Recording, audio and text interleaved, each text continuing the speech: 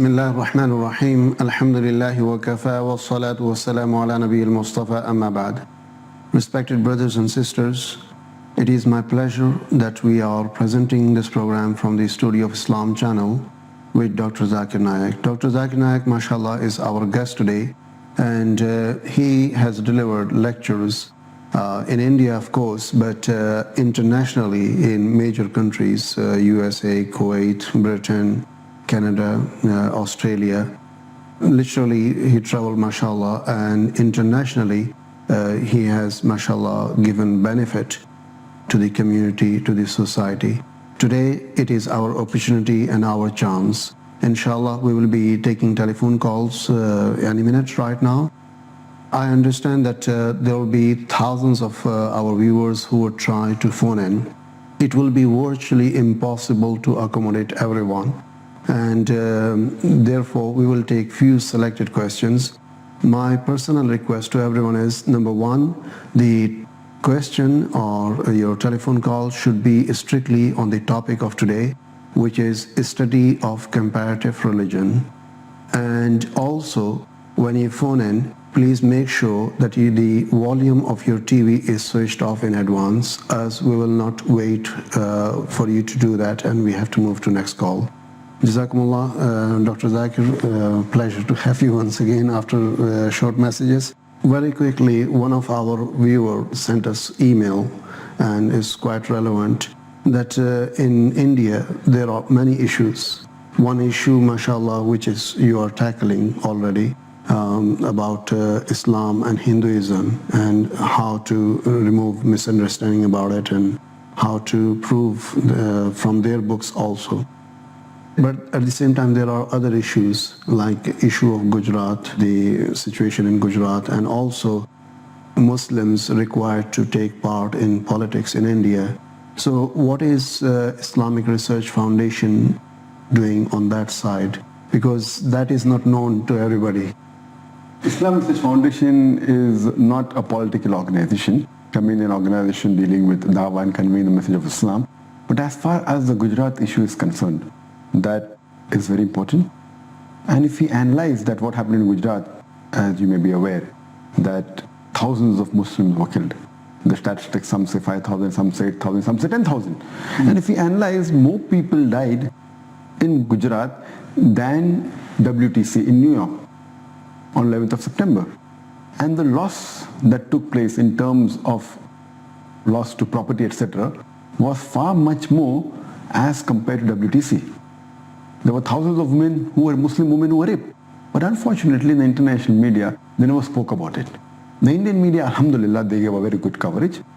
Most of the channels, alhamdulillah. But the international media, whether it be BBC or CNN, they just showed few clippings. So why these double standards?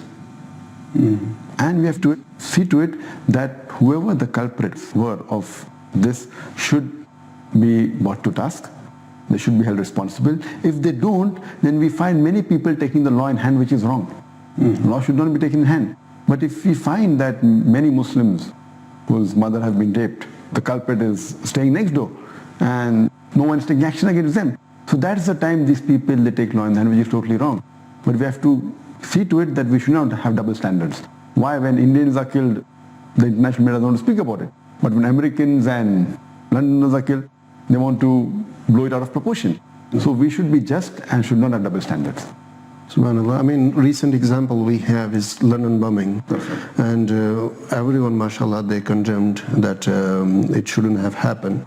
But at the same time, it is fact, it is reality that this thing happening 5-6 times a day in Iraq, in Baghdad. And how many Muslim organizations are coming forward condemning that? And anyway, mashallah. Now we'll move to our callers, and I'm sure they are more desperate than us. Inshallah. Hello, assalamu alaikum wa rahmatullah. Wa alaikum assalam wa rahmatullah. In glorious Quran, there's a 3 ayat mubarakah. You know that هو الذي أرسل رسوله بالهدى ودين الحق ليظهره إلى دين كله. You know, this ayat refer that our deen is a dominating the deen and is going to dominate the whole on other deens. Well, if you kindly elaborate, it's not happening. And we are going into terrorism rather than going on Islamic values. Thank you very much indeed. Jazakumullah. Brother asked the question, is referring to 3 ayats mentioned in the Quran. What is referring to is Surah Saf, chapter number 16, verse number 9, and Surah Tawbah, chapter number 9, verse number 33, as well as Surah Fatah, chapter number 48, verse number 28, where Allah subhanahu wa ta'ala says, هُوَ الَّذِي أَرْسَلَ رَسُولَهُ بِالْهُدَى وَالدِّينِ الْحَقِّ لِيُظْهِرَهُ عَلَى الدِّينِ كُلِّهِ وَلَوْ كَرِهَ الْمُشْرِكُونَ. That Allah has sent His messenger with guidance and the religion of truth, so that it will prevail over all the other religions, over all the other isms, over all the other ways of life, however much the unbelievers don't like it. And one place Allah says, وَقَفَى بِاللَّهِ شَهِيدًا, and enough is Allah as a witness. So from these 3 verses of the Quran, Allah is telling us that this deen of Islam, the religion of peace, the religion of truth, will prevail over all the other ways of life. With or without me, with or without you. Allah doesn't require us to make His deen prevail, but since we know that this deen is going to prevail, we can make hay while the sun is shining. Regarding the second part of the question, that why are we going towards terrorism? And terrorism, if you mean by definition, terrorizing an innocent human being, it is totally prohibited in Islam. As far as killing innocent people is concerned, Allah says in the Quran, in Surah Ma'idah, chapter number 5, verse number 32, if anyone kills any other human being, whether he be Muslim or non-Muslim, unless it be for murder or for creating mischief in the land, that is creating corruption in the land, it is as though he has killed the whole of humanity. Quran says, if anyone kills any other human being, whether it be a Jew, Christian, Muslim, Hindu, unless it be for murder or for creating corruption in the land, it is as though he has killed the whole of humanity. And if any human being saves any other human being, it is as though he has saved the whole of humanity. So killing any innocent human being is prohibited in the Quran. If any person is doing this, it's totally prohibited. What we should do is we should speak about the truth and spread the message of truth. Yes, if there is aggression, fine. If there is injustice, we should stop this injustice. But as far as killing innocent people is concerned, it is totally prohibited. And as I said earlier, that who we should really terrorize are the people who are antisocial elements. They should be afraid of us, not the innocent human beings. This is what is the message of Quran, and that's how peace can prevail throughout the world. Jazakumullah khair. Jazakumullah. We'll move to our next caller now. Hello, assalamu alaikum wa rahmatullah. Assalamu alaikum. Wa alaikum salam, sister. Where are you calling from? I'm calling from Birmingham. My name is Shukriya. I'd like to say, this is my question. Islam has a lot of similarities with Christianity, and Christianity has a lot of, and the Bible has a lot of mistakes in itself. So why don't they understand that the Bible is not the word of God, and Islam is a better way of living for them? Jazakallah khair. That's my question. Jazakumullah. Sister, that question you should ask to the Christian, not to me. I do agree there are various similarities between Islam and Christianity. In fact, Islam is the only non-Christian faith which makes it an article of faith to believe in Jesus Christ, peace be upon him. No Muslim is a Muslim if he does not believe in Jesus Christ, peace be upon him. We believe that he was one of the mightiest messengers of Allah subhanahu wa ta'ala, of Almighty God. We believe that he was the Messiah, translated Christ. We believe that he was born miraculously without any male intervention. We believe that he gave life to the dead with God's permission. We believe that he healed those born blind and lepers with God's permission. The Muslims and the Christians, we are going together. But there are parting of ways. There are many Christians who say that Jesus Christ, peace be upon him, he claimed divinity. He said that he was Almighty God. In fact, if you read the Bible, there is not a single unequivocal statement in the complete Bible where Jesus Christ, peace be upon him, himself says that I am God, or where he says, worship me. If anyone can show me any verse, any unequivocal, unambiguous verse in the Bible where Jesus Christ, peace be upon him, himself says that I am God, or where he says worship me, I am ready to accept Christianity. In fact, if you read the Bible, Jesus Christ, peace be upon him, himself said, it's mentioned in the Gospel of John, chapter number 14, verse number 28. Jesus Christ, peace be upon him, said, my Father is greater than I. Gospel of John, chapter number 10, verse number 29. My Father is greater than all. Gospel of Matthew, chapter number 12, verse number 28. I cast out devils with the finger of God. Gospel of Luke, chapter number 11, verse number 20. I, with the Spirit of God, cast out devils. Gospel of John, chapter number 5, verse number 30. I can of my own self do nothing. As I hear, I judge, and my judgment is just. For I seek not my will, but the will of my Father. Anyone who says I seek not my will, but the will of Almighty God, he is a Muslim. Jesus Christ, peace be upon him, was a Muslim. He never claimed divinity. And it's clearly mentioned in the book of Acts, chapter number 2, verse number 22. Ye men of Israel, listen to this. Jesus of Nazareth, a man approved of God amongst you by wonders and miracles, which God did by him, and you are witness to it. A man approved of God amongst you by wonders and miracles and signs, which God did by him. So Jesus Christ, peace be upon him, he never claimed divinity. He was one of the mightiest messengers of Almighty God. And I do agree with you, sister. There are several similarities. I've given the talk on similarities between Islam and Christianity. There are several. Besides the oneness of God, even the mention of Prophet Muhammad, peace be upon him, is mentioned in the Bible in several places. In the book of Deuteronomy, chapter number 18, verse number 18. In the Song of Solomon, chapter number 5, verse number 16. In the book of Isaiah, chapter number 29, verse number 12. In the Gospel of John, chapter number 14, verse number 16. In the Gospel of John, chapter number 15, verse number 26. In the Gospel of John, chapter number 16, verse number 7. In the Gospel of John, chapter number 16, verse number 12 to 14. There are several places in which it is mentioned that Prophet Muhammad, peace be upon him, will be the last and final messenger, and he will come after Jesus Christ, peace be upon him. You can refer to my video cassette on similarity between Islam and Christianity. And as far as there being contradiction, yes, there are various. You can refer to my video cassette, Quran and the Bible in the light of science. There was a Christian missionary and a medical doctor by the name of Dr. William Campbell, who wrote a book saying there are 30 scientific errors in the Quran. I had gone to Chicago and had a debate with him. Alhamdulillah, with Allah's help, it was very successful. I replied to all his allegations and pointed out more than 38 scientific errors in the Bible, and he could not reply to any. You can refer to the tape for the contradictions and the errors. Jazakumullah khair.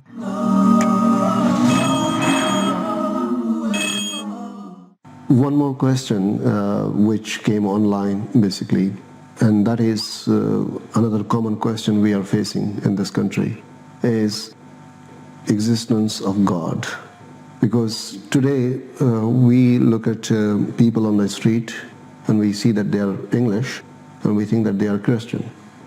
But Christians themselves, they are going through real difficult time because many of the Christians or so-called Christians, they themselves are not believing in that. Now they are moving towards no religion, atheism.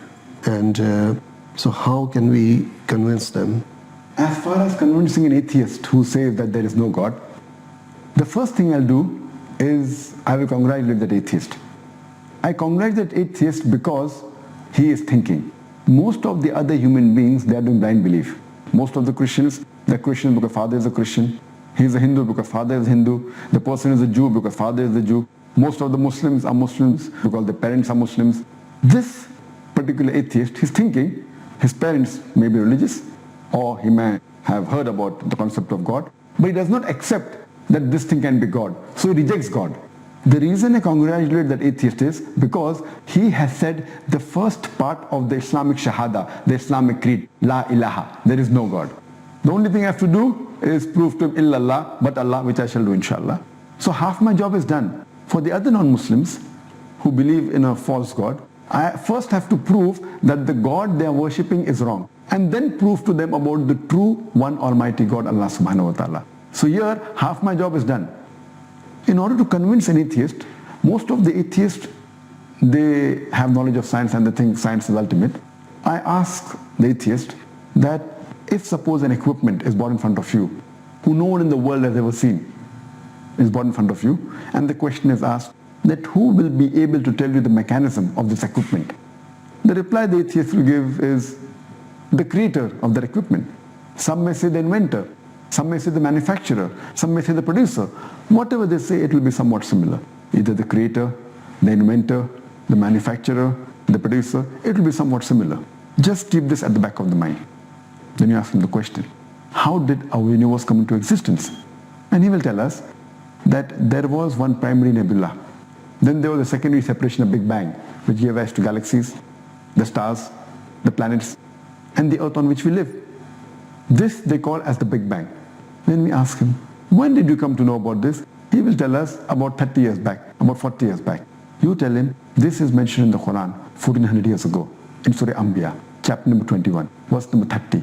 أَوَلَمْ يَرَ الَّذِينَ كَفَرُوا أَنَّ السَّمَاوَاتِ وَالْأَرْضَ كَانَتْ رَتْقًا فَسَقْنَاهُمَا. That do not the unbelievers see that the heavens and the earth were joined together and we clove them asunder? Who could have mentioned this in the Quran? And he will say, maybe it's a fluke. Don't argue with him. Ask him the next question. What is the shape of the earth? He will tell you, previously people thought it was flat. In 1577, when Sir Francis Drake sailed around the earth, he proved it was spherical. Quran says in Surah Naziat, chapter number 79, verse number 30, وَالْأَرْضَ بَعْدَ ذَلِكَ دَحَاهَا. And thereafter, we have made the earth egg-shaped.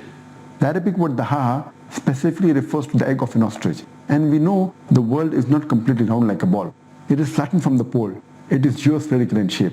And the egg of an ostrich too is geospherical in shape. Quran mentions the geospherical shape of the earth 1400 years ago. Who could have mentioned that? He will tell, maybe your Prophet Muhammad, peace be upon him, was very intelligent. Don't argue with him. Ask him the next question. The light of the moon, is it its own light or reflected light? He will tell you, previously people thought the light of the moon was its own light. Now we have come to know it's a reflected light. Recently in science, 100 years back, 200 years back. Quran says 1400 years ago, in Surah Furqan, chapter number 25, verse number 61, that the light of the moon is borrowed light. It is a reflection of light. So like that, there are more than 1,000 verses in the Quran which speak about science. Quran is not a book of science, S-C-I-E-N-C. It's a book of signs, S-I-G-N-S. Quran speaks about biology, that everything is created from water. Quran speaks about botany, that the plants have got pairs, male and female, in Surah Taha, chapter 20, verse 53. The fruits are created in pairs, in Surah Raj, chapter 13, verse number 3. The Quran speaks about the water cycle, which Sir Bernard Palissy described in 1580. How does the water rise, form into clouds, the clouds move in the interior, and the rain falls, and the cycle is completed. It is given in several places in the Quran. In Surah Zumur, chapter 39, verse number 21. In Surah Rum, chapter number 30, verse number 24. In Surah Mu'minun, chapter 23, verse number 18. In Surah Hijr, chapter 15, verse 22. In Surah Rum, chapter number 24, verse 43. In Surah Rum, chapter 30, verse 48. In Surah Araf, chapter 7, verse 57. In Surah Raj, chapter 13, verse 17. In Surah Furqan, chapter 25, verse 40 and 49. In Surah Fatir, chapter 35, verse number 9. In Surah Yasin, chapter 36, verse 34. In Surah Jasha, chapter 45, verse number 5. In Surah Qaf, chapter number 50, verse number 8 and 9. In Surah Mulk, chapter 67, verse 30. In Surah Tariq, chapter 86, verse number 11. You can keep on and on. Quran speaks about the water cycle in great detail. Who could have mentioned this in the Quran? Quran speaks about medicine, about embryology. The only reply the person can give you is the creator, the manufacturer, the inventor. This creator, this manufacturer, this inventor we Muslims call as Allah, Almighty God. That's the reason today's science is not eliminating God, it is eliminating models of God. La ilaha illallah. This is one of the ways you can convince. There are various other ways. You can refer to my video cassette. Is the Quran God's word? Jazakumullah khair. We will take last caller of this program as we have only 3-4 minutes to go, inshallah. And hello, assalamu alaikum. Assalamu alaikum. Wa alaikum salam. Yeah, my question is to Dr. Zakir Naik. It's regarding idol worship. When we talk to a Hindu who believes in idol worshipping, and we try to convince them that Islam doesn't allow this, and their reply is that Muslims themselves face the holy Kaaba to pray, and that's also equivalent to idol worship. How do we reply to such a question? Okay, Jazakumullah. We have only about 2 minutes. As far as the allegation that the Muslim worship the Kaaba, no Muslim ever worships the Kaaba. The Kaaba is the Qibla, the direction. We Muslims believe in congregation. If we have to offer salah, all the Muslims throughout the world, as Allah says in Surah Baqarah chapter 2 verse 144, should face towards the Kaaba. Kaaba is the Qibla, it's the direction. Furthermore, if we analyze when the Muslims do the world map of geography, it was Al-Idrusi, when he drew the world map, South Pole was on top, North Pole down, and Kaaba was in the center. Later on, the Western cartographers came, they put the North Pole top, South Pole down, yet Kaaba is in the center. So all the places throughout the world, people should face towards the Kaaba. And when we go for Umrah or for Hajj, the Muslims circumambulate around the Kaaba because it's a commandment of Almighty God. But the logical reason we can think is because every circle has got only one center. to testify that there is one Allah subhanahu wa ta'ala. And the statement of Hazrat Umar radiallahu anh, the second caliph of Islam, it's mentioned in Sahih Bukhari, volume number 2, in the book of Hajj, chapter 56, hadith number 675. Hazrat Umar, he said that this black stone, it can neither benefit me, it can neither cause me harm. I'm only kissing it because I've seen my Prophet kiss it. This statement is sufficient to prove that we don't worship the Kaaba. And the last argument you can put forth is that during the time of the Prophet, there were Sahabas who stood on the Kaaba and gave the azan. Which idol worshipper will ever stand on the idol he or she worships? This is sufficient proof to show that we Muslims don't worship the Kaaba. And to prove to the Hindus that idol worship is haram, you can give hundreds of quotations from the scriptures. Bhagavad Gita chapter number 7 verse number 20 says that all those whose intelligence has been swollen by material desires, they worship demigods. There are various quotations, you can refer to my video cassette, similarities between Hinduism and Islam, which will prove to you that even according to Hinduism, idol worship is prohibited. Jazakumullah khair, and I apologize to all the callers who are waiting online that for a while we will not be able to take your call. And inshallah, Dr. Zakir is here and he will be participating in Islamika program, and you will be able to ask questions again in that program, inshallah.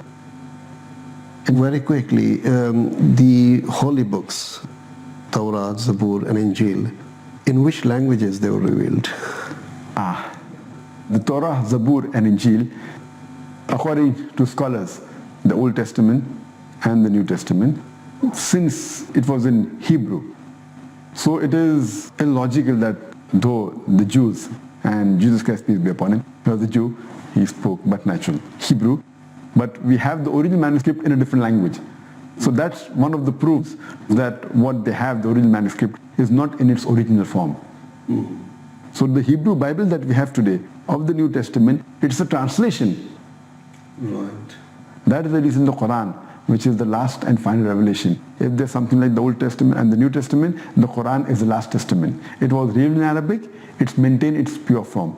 That's what one of the staunchest critics of Islam, Sir William Muir, he said 200 years back, the book that has maintained purity only is the Quran for 12 centuries. He said that 200 years back. Jazakumullah khair. Respected viewers, it was our pleasure and personally myself, honor for me to host this program with my special guest today, Dr. Zakir Naik. Until then, Allah Hafiz, Assalamu alaikum wa rahmatullahi wa barakatuh. Shukran. Then the Creator